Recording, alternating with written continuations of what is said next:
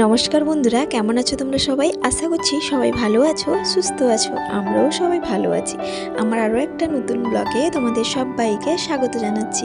তোমরা দেখছো Sangeeta kitchen with happy family. এই যে আজকে হচ্ছে রবিবার, আর রবিবার ছুটির দিনে একটু দেরি করে ওঠাও তো হয়। তো যাই হোক, ঘুম থেকে উঠে প্রথমে চান করে পুজো করে নিয়েছি, আর কিছু কাপড় তো বেরোয়, সেগুলো তো আমি কেচে রোদে দিয়ে দিয়েছি। আর আজকে দাদার ঘরে একটু ডাক আছে, তো যাব। দুপুরে রান্না বান্না হবে না, তো একটু চাপ কম আছে। আর ছুটির দিনে যদি কারোর বাড়িতে ডাক থাকে বেশ ভালো লাগে বলো।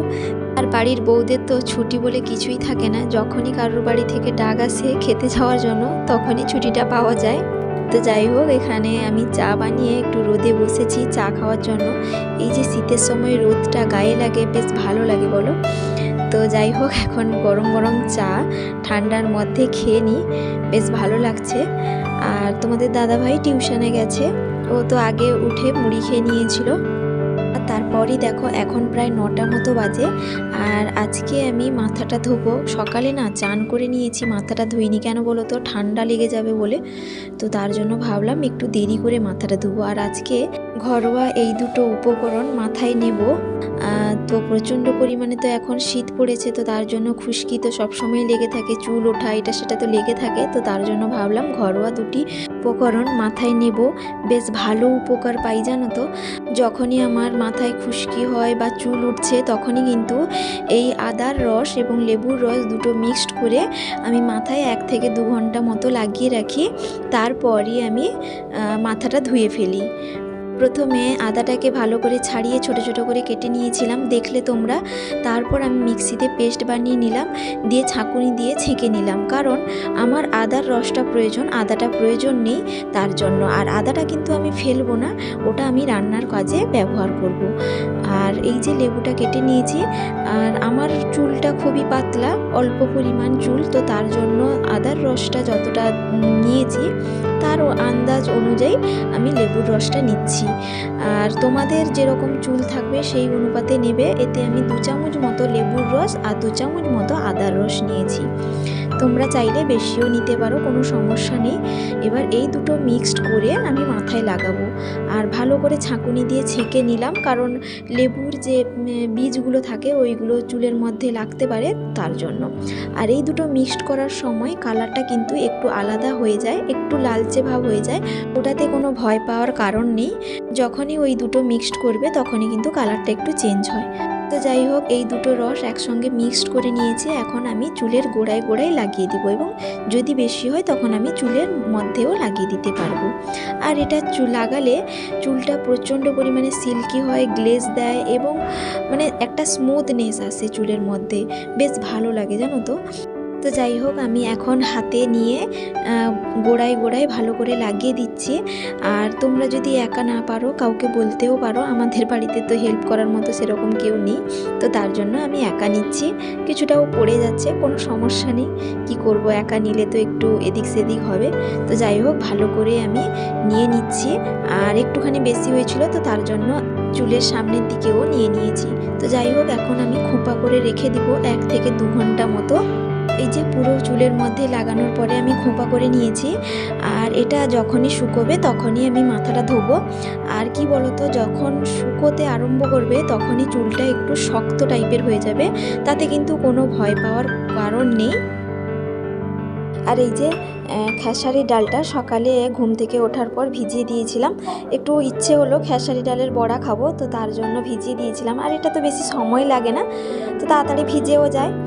তো তার জন্য এই যে খেসারি ডালটা ধুয়ে ভালো করে আমি মিক্সিতে বেটে নিলাম। আজকে একটু পেঁয়াজ দিয়ে বড়া খেতে ইচ্ছে হলো। আর 2টো ডিম ছিল, ভাবলাম ভেজেও ফেলি, আর ডিমটা রাখবো না, ডিম ভাজা বড়া ভাজা দিয়ে আজকে মুড়ি খাবো, একটু ইচ্ছে হলো।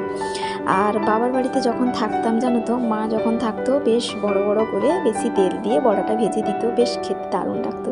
তো তার জন্য ভাবলাম একটু বেশি করে তেল দিয়ে বড়াটা আজকে ভাজা করব। আর এই যে প্রতিদিনের মতো আবারও বলছি বন্ধুরা, আমার এই ব্লগটা কেমন লাগছে অবশ্যই কমেন্ট করে জানাবে। যদি একটুকুও ভালো লেগে থাকে একটা লাইক দিতে ভুলো না। আর সাবস্ক্রাইব যদি না করে থাকো প্লিজ একটা সাবস্ক্রাইব করার অনুরোধ রইল। আর যারা অলরেডি সাবস্ক্রাইব করে দিয়েছো তাদেরকে অসংখ্য অসংখ্য ধন্যবাদ। এই যে তোমাদের সঙ্গে কথা বলতে বলতে আমার বড়া ভাজাটা রেডি হয়ে গেল, আর গরম গরম বড়া খেতে খুবই ইচ্ছে করছে। তো যাই হোক, ডিমটা ভেজে নিচ্ছি একসঙ্গে।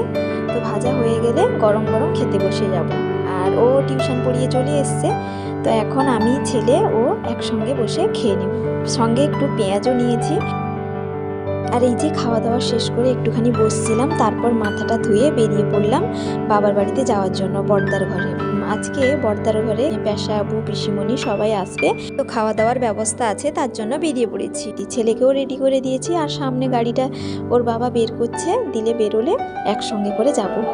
আর রাস্তায় একটা গরু বাঁধা ছিল, তো ওটা দেখে আমার ছেলে তো ভীষণই ভয় পাচ্ছে। আমি বলছি যে ভয় পেও না, চলো, কিছু বলবে না, অনেকটা দূরে আছে।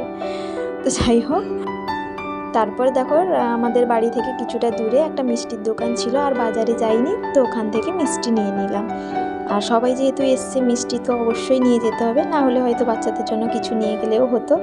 আর এই যে চলে এলাম বাবার বাড়ির সামনে। আর এই যে ছেলের কাণ্ড দেখো, জুতো না খুলে ভেতরে ঢুকে যাচ্ছে। তো যাই হোক, ওর জুতোটা আমি ভেতরে খুলে দিতে বলবো। আর ও বায়না করেছিল চিপস নেওয়ার জন্য, তো তার জন্য ও তার দাদাকে একটা দিল, ও একটা খাচ্ছে। আর বাচ্চাদের জন্য এমনি চকলেটও নিয়ে আসা হয়েছে। আর ওইদিকে যখন আসি, বৌদির সব রান্না বান্না কমপ্লিট, পেশাবু পিসিমণি সবাই চলে এসছে। আর সবাই মিলে আমাকে ইয়ার্কি করছে যে বাড়ির পাশে হয়েও এত দেরি করে এলাম কেন। তো যাই হোক, রবিবার মানে তো অনেক ব্যস্ততা থাকি, তো তার জন্য একটু দেরিও হয়ে গেল। আর এদিকে এই যে ভাতটা বসছে, বৌদি স্যালাড কাটছে, এদিকে মাংসও রেডি হয়ে গেছে, আর ভাজাভাজি সব কিছুই টেবিলে রাখা আছে। আর দাদা তাড়াতাড়ি করে রান্নাটা বসিয়ে দিয়েছিল, তো তার জন্য তাড়াতাড়ি হয়ে গেছে। আর আসার আর একটা কারণও হলো, মায়ের নামে দুটো জমি ছিল, ওইটা একটু ভাগাভাগি হবে, আর আমি নেব না, এটা আমি ঠিক করেছি, আমি দুজন দাদার নামেই লিখে দিয়ে যাব।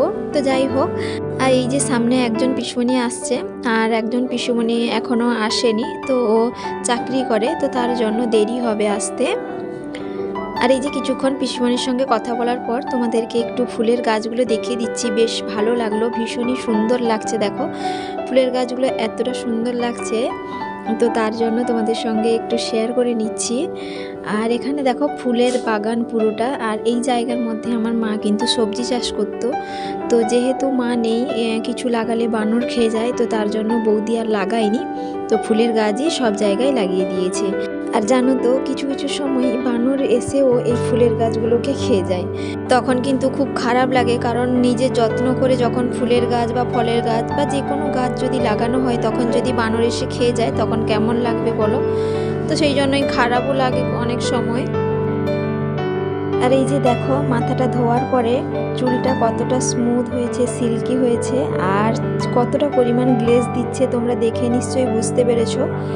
সত্যি কিন্তু এই দুটো উপকরণ যদি মাথায় লাগানো হয়, চুল সিল্কি থেকে, গ্লেজ দেওয়া থেকে, স্মুথ এবং খুশকি সব কিছুই কিন্তু ভালোভাবে উপকার পাওয়া যায়, বেশ ভালো হয়। তো আমি বিয়ের আগে সব সময় নিতাম, বিয়ের পরে সেরকম সুযোগ পাই না বলে নেওয়া হয়ে ওঠে না। তবুও ভাবলাম আজকে যখন নিচ্ছি তোমাদের সঙ্গে একটু শেয়ার করি।